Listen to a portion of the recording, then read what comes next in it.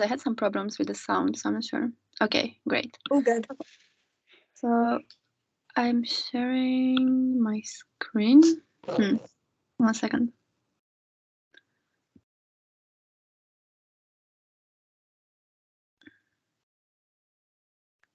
Sorry, apparently I need to make some system changes.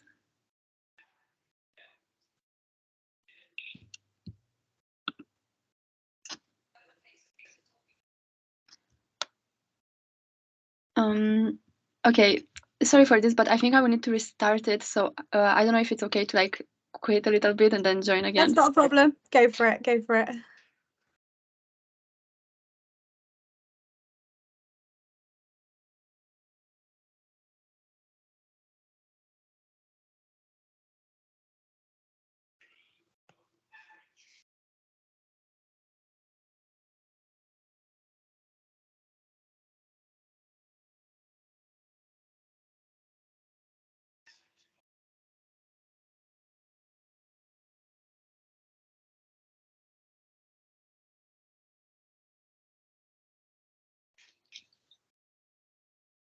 Okay, I'm back.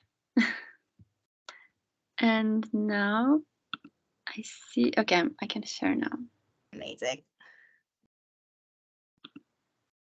Can you see my screen? Yeah, all good. Okay, and you see the the presentation. Okay. Okay, so hello everyone, and again, thank you for inviting me. I am Andrea Zotinka from Healthcare Without Harm Europe. And today I will talk a little bit about plastics in healthcare, why and how to reduce them. And I will try to have some time at the end also for questions. So the first question, why work on plastics? And I guess we all know by now the impact that plastic has on environment, especially at its end of life. We have seen all like images of plastic trash polluting the environment.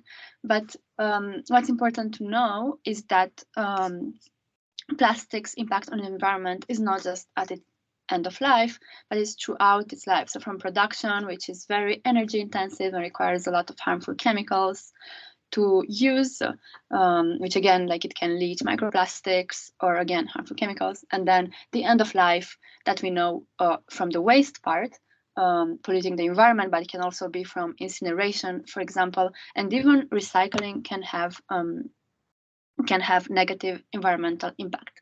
So plastic is closely linked with the fossil fuel industry. So basically all the negative environmental impacts that we associate with the fossil fuel industry, we can also associate to plastics. And the problem is that the production is only growing. So if we don't do anything right now, we believe that we will have 3 times more plastic in 2060 than now. So already we see that we are not handling the problem very well. And it seems that it's getting worse. And if we have triple that amount, it might become even more complicated. And I think the most relevant impact for the healthcare sector is actually the impact on human health. So I will talk a little bit about this. So first, just recently, just in May or April, we had 2 new studies. I mean, not we, Healthcare Without Harm, but the world had 2 new studies from 2 great NGOs on plastics' impact on health, and I recommend you check them out.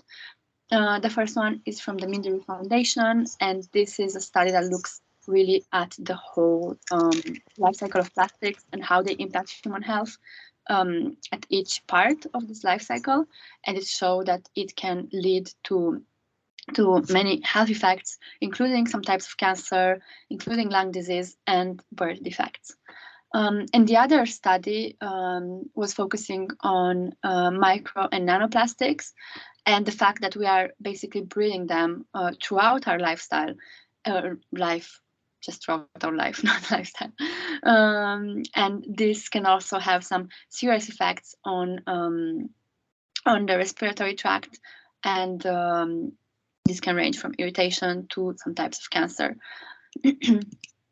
And this impact on plastic is seen the most, or it can impact the most, some key vulnerable groups, and this would be infants, children, pregnant women, especially like for infants and children and for fetuses. You know, they are at such a key moment in the development of their bodies and their organs and everything. And the presence of plastic in their bodies and of these harmful chemicals can really interfere with the normal growth patterns. And then on top of this, we also have to think about the communities that are placed close to plastic manufacturing sites and close to incineration sites and close to landfills. These are communities that are already maybe disadvantaged economically. Oftentimes it's communities of color, and their health is greatly impacted every day of their lives by being exposed to these chemicals. I know there was a study, I know from a couple of years ago, that showed that incineration sites in the UK are usually placed in this underprivileged communities. So it's also something that we should think about. And this is from the microplastics, breeding microplastic study that I talked to you about. And this is the amount of microplastics that we are inhaling throughout a lifetime. And you can see that in over a lifetime, it can be something between the Eiffel Tower to Snowdon Mountains in Wales. So it can vary quite a lot depending where you live, but still Eiffel Tower is quite a lot as well. Microplastics have been found already in blood, in placenta, and in lungs. These are all recent studies. And something that really shocked me was reading maybe last year about a study that showed that infants have a concentration of microplastics in their stool that is 10 to 20 times higher than adults. And again, this is very worrying because, as I said, they are also more vulnerable to the effects. There was another study in France that looked at bottled water and how much microplastic there is in it. And again, it showed that the bottles that were made for children, you know, the little ones, they had more microplastics in the water than the ones that were for adults. So, of course, you know, children nowadays are really surrounded by plastics. And, you know, they also put things in their mouth and everything. So they are very much exposed to their effects.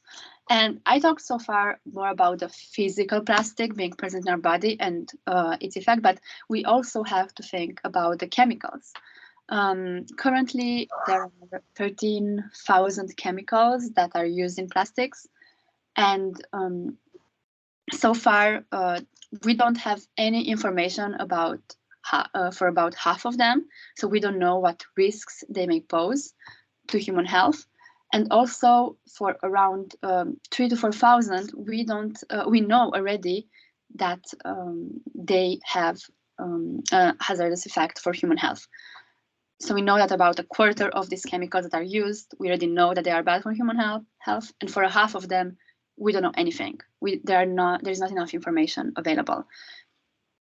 And there are studies, like for the chemicals that we do know that have an impact on human health, there are studies that have shown that they can lead to reproductive health problems, to damage to children's brain development, diabetes, obesity, hypertension, behavior alterations even, and certain types of cancer. So these are all quite serious effects. And I left here this chart. I won't go through it, but you can check it out later from the slides, which really shows our exposure and the impact of this exposure to plastic throughout its life cycle.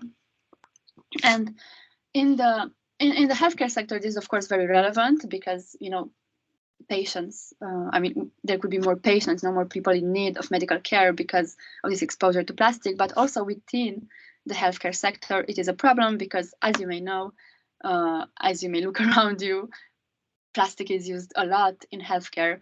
And of course, the same problems that I mentioned earlier are still relevant here. Patients are exposed to these chemicals during their treatment. Again, infants and children are the most vulnerable. And recent research from Belgium showed that newborns in the intensive care units are exposed to this chemical called DHP, phthalate, very harmful to human health, usually present in PVC. So they're exposed to this chemical 390 times more than their tolerable daily intake. So it is crazy, in these tiny bodies to have such a high exposure of to this harmful chemical. So I left here some links that you can check out later as well. So now I talked a little bit about the problem, but I also wanted to bring up some strategies on how to reduce this problem as much as possible. There is a lot that can be done, so no worries there. Well, a little bit of worry because, of course, there's this whole process to make changes, but we don't need to invent anything new. That's the point. Like there are so many things that can already be done with the technologies we have right now. And I wanted to start this section of my presentation with this comparison that maybe some of you already might know. This comparison between emissions from cataract operations between the UK and India. And you see that UK has 30 times more higher emissions than India in cataract operations. And the studies show that this was due to the fact that India was using more, well, not India as a whole, but healthcare providers in India were using more efficient systems, and they were also using reusable equipment quite often. And another study also looked at the infection comparisons, because I know people are usually, of course, rightfully so, curious about this. And it turns out that actually there was a lower infection rate there. So it makes you wonder really why are we introducing so many new things, so many single-use items, when they don't actually bring a lot of benefits, but they do bring a lot of harms for the environment and for human health. And here is the waste hierarchy. Many of you might already know it. It's a tool that helps us make the best decisions, the more useful decisions in reducing our waste problems for plastic or for anything else. And what we want you to encourage, what we want to encourage you with, is to look at the prevention part, which is the upper half of the pyramid. Because this is where most impact can be brought. This is where we can make most change, most positive change. And I know that a lot of people are putting a lot of effort into recycling right now. And this is a bit worrying for us, because we know that it is not working so well at the moment for plastic, and recycling is not a waste reduction. So sure, that waste maybe can be used for something else, but it is still waste, and it still requires treatment, and it still requires more resources. And just I want you to ask yourself this question, in 2 seconds, to ask yourself how much plastic you think is being recycled in Europe at the moment. Just give you 2 seconds to to think about that answer, but it's a bit of a one-sided interaction, so I cannot have the answer from you, but I can give you the answer that only 14% of the plastic waste in Europe is being recycled. And Europe is actually one of the regions of the world that is doing kind of well, it's plastic recycling. So kind of well means only 14%, which is minuscule considering the amount of plastic that is being produced. And just to let you know, most of this plastic is not coming from healthcare. It's probably more household items. It's probably things like PET, or plastic bottles, or the HDPE. These two are the most recyclable ones. So what I want to express with this number is that recycling is not working as well as we would like it to. For plastic, I'm not talking about other materials which work better, like glass or paper or aluminum. But for plastic, it is not working well. The market is not functioning properly. We are producing just way too much and way too many very complex items with all kinds of complex mixtures of plastic types, and also plastic types that are not very recyclable in general. We are producing too much, and it is not possible to deal with everything that we are producing without first having significant reductions in the plastic that we are using. So this is why I really want to encourage everyone to maybe stop focusing so much on plastic recycling, because it is only slowing us down at this moment. This is what I believe. And I said, why? You know, there's the insufficient capacity, but also just technically, you know, plastic is not a circular material. When it is recycled, it lowers its quality by quite a lot. It loses a lot of its quality. It still needs new plastic material to be able to like create a new product. Most of the time it becomes something of lower quality that cannot be recycled again. So I can give you the example, like a lot of PET bottles are being used now to create clothes, like fast fashion clothes from recycled plastic. And this is promoted as a very sustainable thing, but it's actually not. You know, these clothes will be worn a little bit and they will be thrown away, never to be recycled again. So this is the fate of plastic. It is not the infinite loop that the industry would like us to believe in. That one is not technically possible. It's just not, the material doesn't work like that. Two other big problems that I wanted to mention here were the waste exports. We, the European countries and the UK as well, we're exporting so much waste outside of our countries that others can deal with it, but of course it's not their problem, it is ours, and they are not managing it that well, and understandably so. It is impossible because, as I said, we are producing too much, and we're also harming the communities there, their health and their ecosystems. And lastly, but I think quite an important issue, is the harmful chemicals that I mentioned are present in plastics.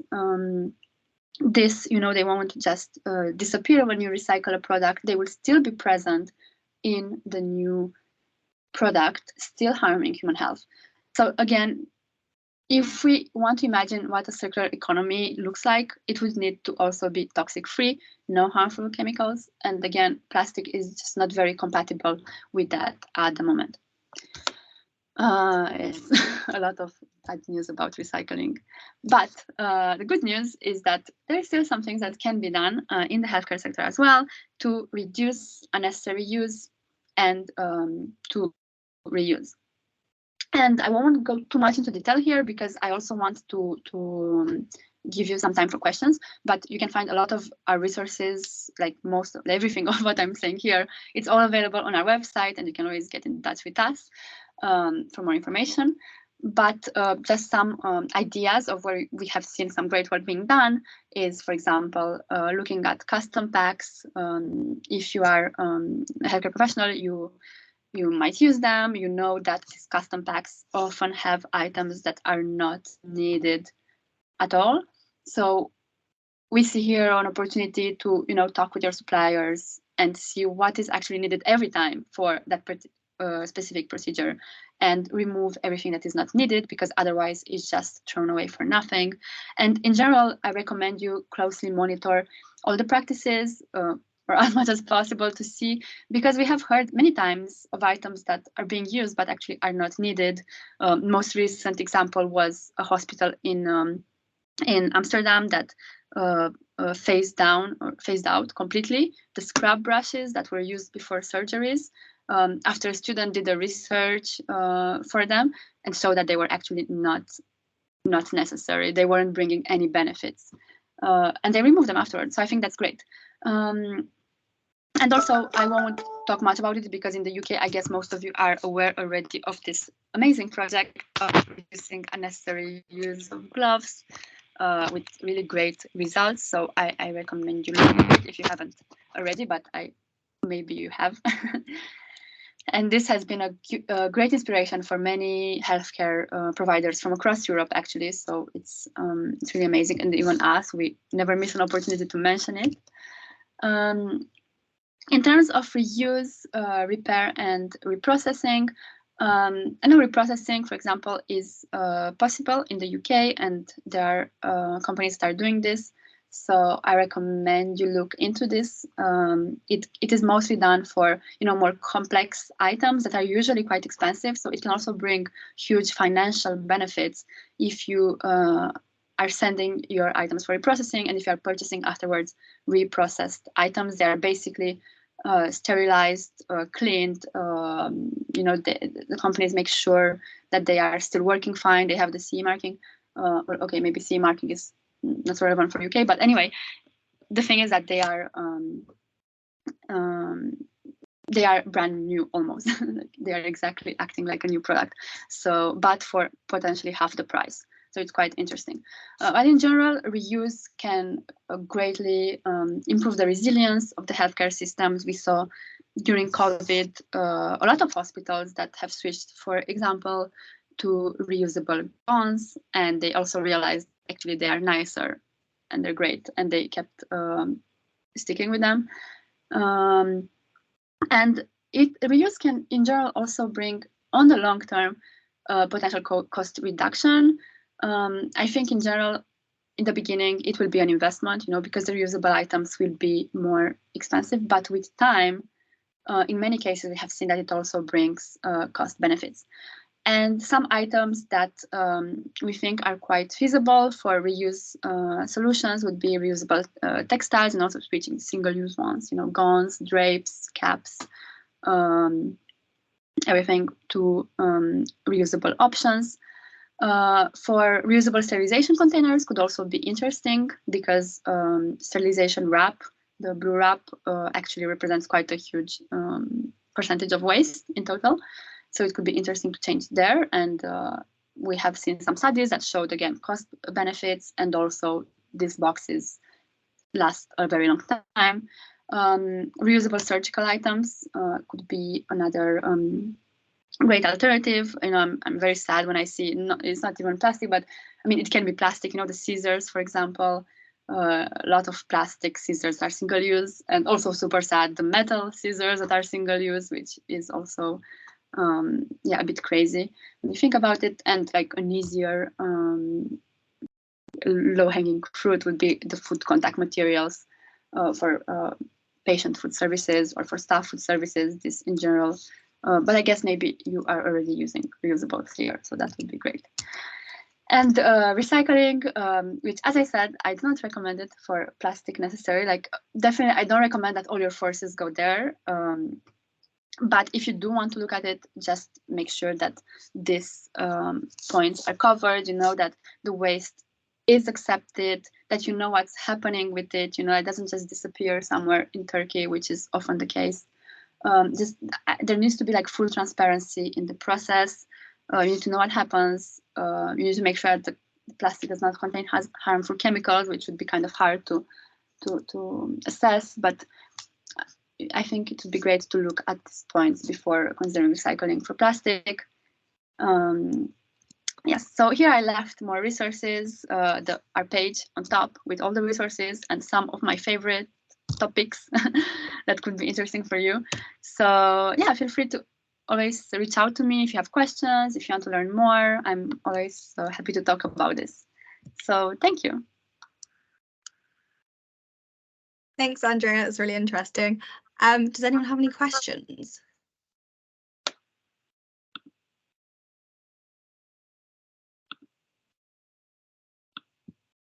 Sorry, just going back to the Eiffel Tower. Is that if you were to lay all the fibers like end to end, it would reach that tall, or is it like? I'm just trying to get an idea. Is it kind of the mass of the Eiffel, or meter? Sorry, a bit engineering about it. How does that Eiffel Tower thing work? Yeah, it's a good question. This was not our study, so they probably mention it in theirs, but I would assume it's more like volume wise. Okay. All the microplastics put together, they would be like the Eiffel Tower. I see. Yeah, I left the link for the study, and they give a lot more information about how they did it there. I can check it out. Okay, thank you. Anyone else? Gina? Yeah. Hello. We're trying some remanufactured devices in surgical devices. So yeah, I'm hoping that's going well. And yeah, any others we'll look out for. So if there's any other remanufactured devices that you know of, if you could let us know. But I know the company Vanguard, they are doing, it seems like they're one of the only ones at the moment in the UK. Is that right? It might be. To be fair, I also only know of Vanguard for now. They are also active in other European countries. So maybe if you are looking for introducing other items, you can also check, what else they are reprocessing in other countries in Europe. Might be like different items. So they could also be introduced potentially for the UK as well. Yeah, thank you. Anyone else? No? Well, I will let you all get back to your day. Thanks so much, Andrea. Really interesting as always. And yeah, if you look on the Healthcare Without Harm website, guys, there's loads of research that's been done, loads of studies, and it's really interesting to look into it. So definitely check it out. Thank you. Bye. Thanks, Andrea. Thank you. Bye. Thank you. Bye bye.